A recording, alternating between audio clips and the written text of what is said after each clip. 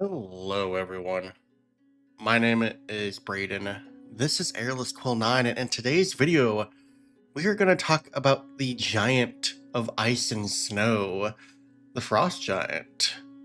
So, this is going to be an interesting video because there have been quite a few changes to the stat block of the frost giant, which I am excited to talk about. So, let's go ahead and get straight into it. All right, so from glacial mountain heights and vast tundras rise the homes of frost giants. These giants have skin and hair of icy hues. Their natural immunity to cold allows them to flourish in places inhospitable to most other creatures. They use this resilience to aid them when hunting and in combat, bolstering their allies with chilling war cries. Frost giants often travel far to find food and goods. This leads many to become raiders and earn violent reputations.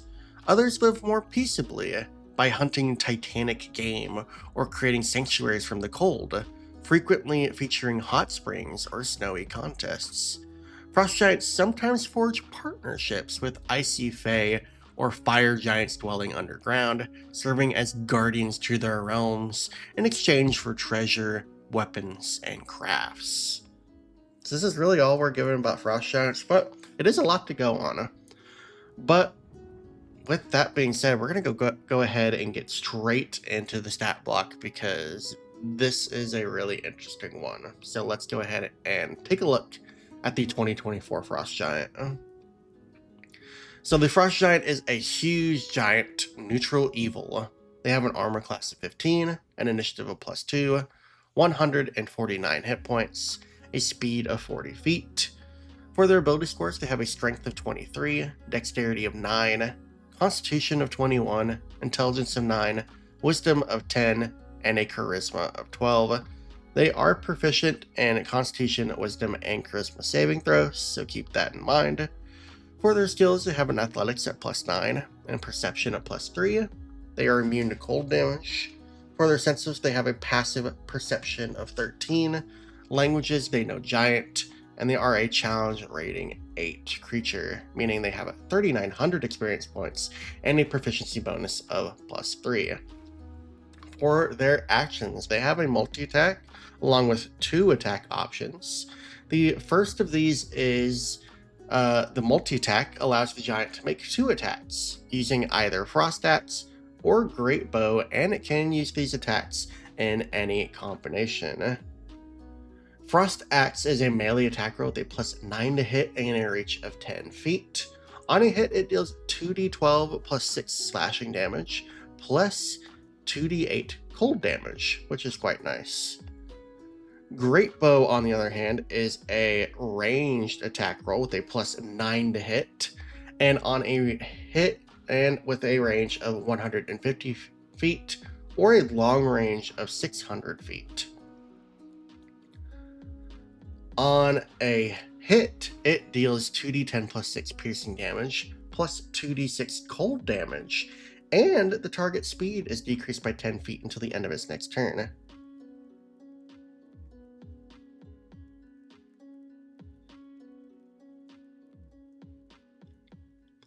Finally, we have a bonus action available to us. This comes in the War Cry, which is on a recharge of 5 to 6.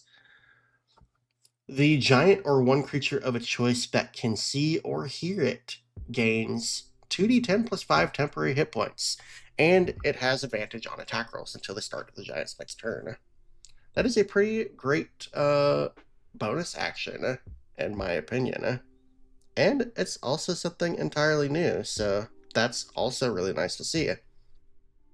With all that being said, let's go ahead and compare this to the 2014 version. That way we can really see how many new goodies the Frost Giant has from 2014 to 2024.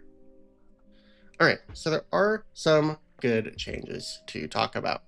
First off, the Frost Giant actually has a positive modifier to initiative. It's actually proficient in initiative, which is quite nice to see. That's why it has a +2 instead of a -1. So it's not guaranteed to be at the bottom of a combat now. At least it has a small bonus.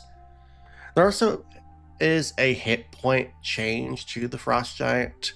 In 2014, it had 138 hit points, and now in 2024, it has 149. This is because they did give it an additional hit die, so it did gain some additional hit points, which is nice to see. The real changes here are going to be in the actions and bonus actions, though. As I stated just moments ago, Warcry is an entirely new bonus action for the Frost Giant. So this is now something that it can do, and it is a new feature that grants temporary hit points and advantage. So yeah, pretty awesome. It is on a recharge, which is also quite nice. So that means it can potentially use this multiple times in a combat. So really happy to see that in there. That does give the Frost Giant just a little bit more to do on his turn, potentially, and it's a decent effect. I mean, temporary hit points and advantage on attack rolls is pretty good. Now we do have some changes in the action section. First of these comes in the multi-attack.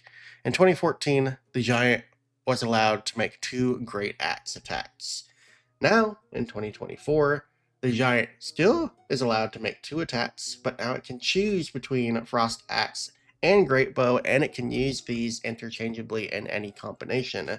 So if it wants to, it can make 1 axe attack, 1 bow attack, or it can just make 2 axe attacks or 2 bow attacks. So it now has that flexibility that it did not have previously, which is really nice to see. In 2014, the Frost Axe was called the Great Axe, and there are some changes between these 2 attacks. The Great Axe dealt 3d12 plus 6 piercing damage. And now, 2024, we have the Frost Axe. This deals 2d12 plus 6 piercing damage, but it also deals 2d8 cold damage. This is actually a damage increase, an average of 3 average damage. So that's pretty nice to see. So there is a small damage increase there, not a major one, but it does add some additional or an additional damage type to the attack. So I quite like that, and it does feel a lot more thematic, that being a Frost Axe instead of just a normal Great Axe. So I don't mind that change, and I think that's pretty cool. Next, we have another really interesting change. In 2014, the Frost Giant had a rock attack that it could make. And now in 2024, we have a Great Bow for the Giant. These are 2 very different attacks. So, in 2014, the rock dealt 4d10 plus 6 bludgeoning damage. It also had a normal range of 60 feet and a long range of 240, even though I did not write that there. So it did have a lower range. In 2024, however, we now have the Great Bow, which has that massive range of 150/600. It also does 2d10 plus 6 piercing plus 2d6 cold. And it also has a speed reduction of 10 feet until the end of the target's next turn. So that's pretty neat there. This is actually a small average damage decrease from the rock. However, the Great Bow is significantly better than the rock because the Great Bow is now a part of the Giant's multi-attack, and rock was never a part of the 2014 Frost Giant's multi-attack. So even though there is a average damage decrease from the Great Bow to the rock, it now being a part of the multi-attack significantly increases the average damage of the Frost Giant. And it also adds on a status effect. So this is a great change, and it's a massive boon to the Frost Giant. Now, not only does the Frost Giant have a pretty devastating melee attack, it now has a really interesting ranged attack that deals decent damage and also applies a status debuff. So that's really cool to see. And not only that, the Frost Giant now has a buff that it can give either itself or one of its allies. So there's a lot going on in this new Frost Giant stat block. I really like what I see here. I feel like these are good changes, and the Frost Giant is going to be a much more interesting combatant for players to fight. Also, this art is just really cool and really has a massive Viking theme to it, and I really appreciate that.